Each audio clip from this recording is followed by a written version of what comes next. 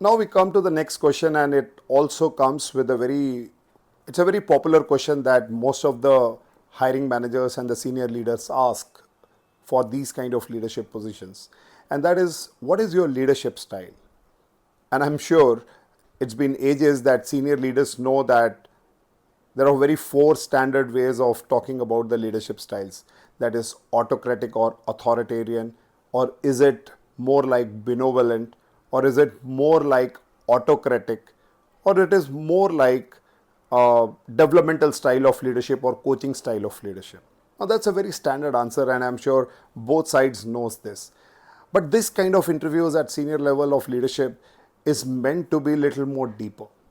So what I should be doing at this stage of time if I am appearing for an interview like this? So think about what are your core strengths, and then try to build up some examples around your leadership style.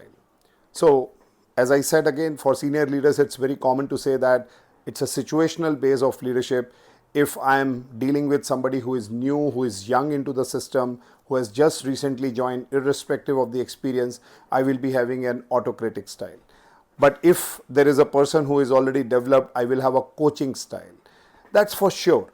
But now the question is, what is your leadership style predominantly? Now this is something that you need to be a little cautious of, that what examples can really help in shaping your answers. So to me, I'll put it something like this. I'll give you two examples. So one of my leadership style is I lead by the method of delegation. I believe in delegation a lot. So let me give you an example. When I joined the organization, or when I joined this role, I had a team of around 20 to 30 people, or maybe 8 to 10 people, and each had their own strengths and weakness. Initially things were very chaotic, but as things started to progress, I realized that there are certain strengths, there are certain developmental needs for each of my teammates.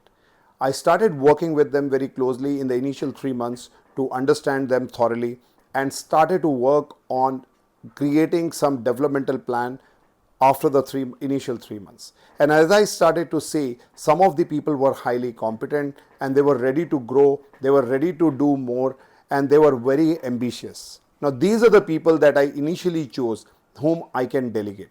While at the same time, there are certain people who were not ready to be delegated, but they needed more of my time in terms of handholding and pushing them to deliver more results. Now by doing this way of method, I was easily able to bifurcate my important task, and had few leaders who were happily doing the work that I delegated to them.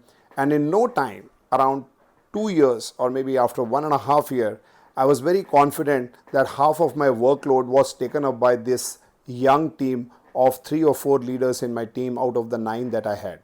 And I can proudly say that when I completed around 3 years, 2 of them got promoted just because they were able to fill those leadership roles. So this is my style of leadership. So that's one example. Now let's take another example. I believe in transparency and openness style of leadership, which means I follow the open door policy. I communicate effectively, I understand my people, I allow them to bounce back their ideas, and they can come to me at any point of time. This helps not only in instilling the confidence in them about me, but it's also created a boardroom where they can talk freely. Now that brings a very cohesive teamwork. People started to like each other because they understand that what kind of this person is and how he or she will allows me to prosper around that. And in order to build that open door policy, I really worked hard on my communication, and most importantly on my listening skills. Now I listen to them better, I listen to them with high empathy, and I have a very strong bonding with my team, because of which I am able to develop my emotional intelligence rather than just being rational about numbers, data, or anything to deliver the results. And by doing this, I am very, very happy and confident that at any point of time I can ask help from my team when the business demands. So I hope with these examples you can really correlate that what kind of my leadership style, and of course it can change based on the people that you have already said, in terms of understanding their strengths, understanding their weakness, or understanding the opportunities to grow them. by bringing in my coaching style.